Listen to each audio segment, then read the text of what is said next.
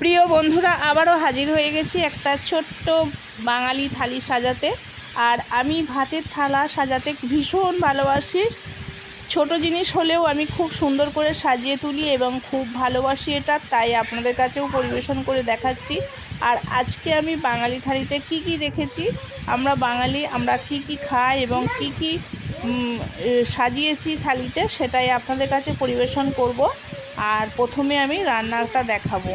আজকে আমি চিকেন রান্না করব, যেহেতু রবিবার। তা চিকেনটাকে আমি গরম জল দিয়ে বাজার থেকে নিয়ে এলে আমি গরম জলে ভালো করে পরিষ্কার করে ধুয়ে নিই, যাতে চিকেনের মধ্যে কোনো রকম নোংরা না থাকে। এবং এটাকে আদা রসুন সরষের তেল লঙ্কা হলুদ সমস্ত মাখিয়ে রেখে দিলাম কিছুক্ষণের জন্য। আমি এখানে দিয়ে দিলাম লবঙ্গ, এলাচ, দারুচিনি, দিয়ে দিয়েছি একটা বিশেষ মশলা এবং তেজপাতা আর শুকনো লঙ্কা দিয়ে এটাকে ফোড়ন দিয়েছি, দিয়ে তার উপরে আদা রসুন বাটাটা দিয়েছি, দিয়ে ভালো করে এটাকে ভেজে নেব।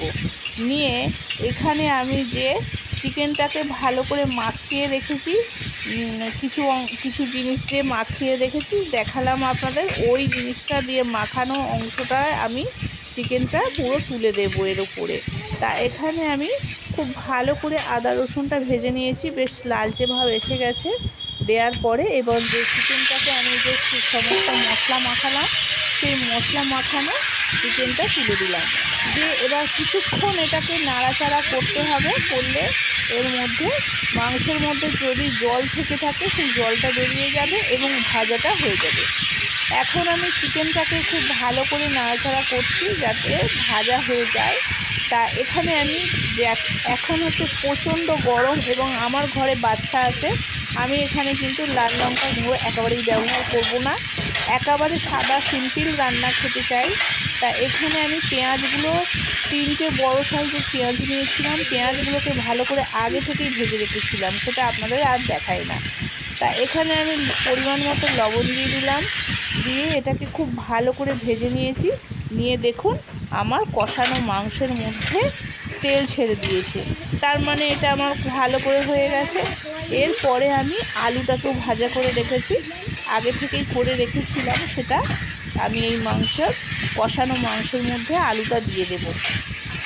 বড় সাইজের 2টো আলু নিয়েছি, মাত্র 2টো আলু নিয়েছি। এর মধ্যে 2টো আলু, এর মধ্যে দিয়ে দিলাম একটা বড় টমেটোটা দিয়ে বেশ ব্যালেন্সটা খুব ভালো থাকে, মানে খেতে একটু ভালো হয়। তা এর মধ্যে আমি এবার ভাজা আলুগুলো দিয়ে দেবো। মাংসের মধ্যে তেল ছেড়ে দিয়েছে, মানে খুব ভালো করে এটা কষানো হয়েছে। এরপরে আলুর সাথে আমি মশলা দেওয়া কষা মাংসটাকে ভালো করে নেড়ে ছেড়ে নিচ্ছি। নেওয়ার পরে এখানে আমি সুন্দর একটা গন্ধ বেরিয়েছে, বেশ রবিবার মানেই মাংসের গন্ধ, রবিবার মানেই একটা ঠাই রব, বাড়িতে থাকা মানেই একটা খাবো বলে একটা কিছু মনে হয়। তাই রবিবার মনে হলো যে একটু মাংস খাই, তাই মাংসটা নিয়ে এসে আমি পুরো রান্নাটাও করে ফেললাম। সুন্দর করে আমার কষানো হয়ে গেছে। এবার আমি এটাকে জল দিয়ে দেব, কারণ এটাকে সেদ্ধ করতে হবে ভালো করে, কষানো হলেই হবে না, এটাকে ভালো করে সেদ্ধ করে নেব। নিয়ে এটাকে ঢাকা দিয়ে কিছুক্ষণের জন্য সেদ্ধ করে নেব। দেখুন খুব ভালো করে ফুটে উঠেছে, খুব ভালোভাবে হয়ে গেছে আমার চিকেনটা, পুরো রান্না হয়ে গেছে। আর বন্ধুরা, আগে থেকেই বলছি আপনাদের, আমি খুব কড়া ঝাল মশলা খাই না, এখানে অল্প ঝাল মশলা খাই, আর অল্প পাতলা চিকেনের ঝোলটা খুব ভালো লাগে। আর এখানে আমি দিয়ে দিলাম মিট মশলা, যেটাকে আমি ভালো করে বাটা মশলা দিয়েছি। এই বাটা মশলাটার সাথে দিয়ে এটাকে নামিয়ে নিয়েছি একটা বাটির মধ্যে। দেখুন একদম সাদা সিম্পল রান্না হয়েছে। আমি কখনোই কেমিক্যাল জাতীয় জিনিস ব্যবহার করি না, যতটা খাই বাটা মশলা দিয়ে খাই এবং পাতলা জিনিসটা বেশি পছন্দ করি। এখানে আমার বাটিতে রান্না করে নিয়েছি, আপনাদের আরও একবার দেখিয়ে দিলাম। এই চিকেন কষা খেলে কিন্তু কোনো রকম শরীর খারাপ হবে না, ভালো থাকবেন।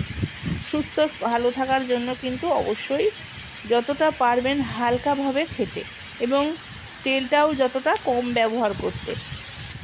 আমি স্বাস্থ্যের দিক থেকে একটু খেয়াল রাখি, সেই জন্য এইরকম সাদা মেটে রান্না করি। এখন ভাতের থালাটা সাজিয়ে নিচ্ছি, সাদা ভাত দিয়ে দিলাম, এখানে কুঁথরোই ভাজা করেছি, এখানে কাঁচকলা সেদ্ধ করেছি, নুন তেল মাখিয়ে নিয়েছি, এখানে বাটিতে দিয়ে দিলাম চিকেন, একদম সুন্দর পাতলা ঝোলযুক্ত চিকেন। এই চিকেন দিয়ে কিন্তু দারুণ লাগে ভাত খেতে।